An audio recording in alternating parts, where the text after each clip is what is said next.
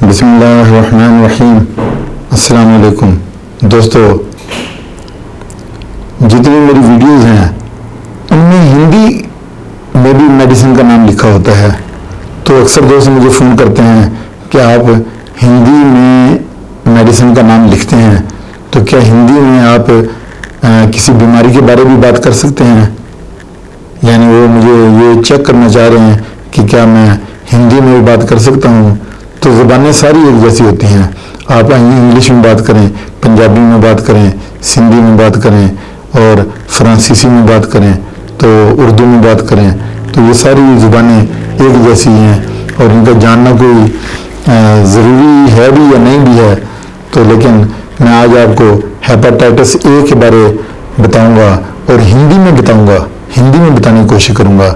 आज मैं hepatitis A के बारे चर्चा होगी। नमस्कार दोस्तों, मेरे YouTube चैनल में आप सभी का स्वागत है। आज मैं आपको हेपेटाइटिस ए के कारण और उसके लक्षण के बारे में जानकारी दूंगा। हेपेटाइटिस ए का वायरस हमारे देश में बड़ी तेजी से फैल रहा है। जिस व्यक्ति को हेपेटाइटिस हो गया है तो उसके लीवर में लंबे समय तक सूजन बनी रहती है।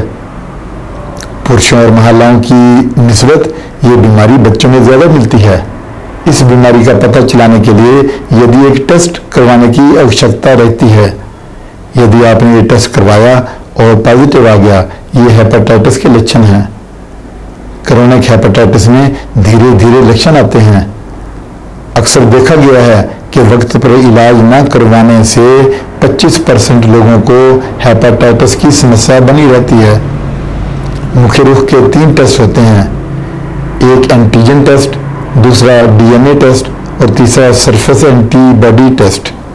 दोस्तों, अगर आपका वायरल लोड 2000 से कम आता है तो आपको चिंता करने की ज़रूरत नहीं।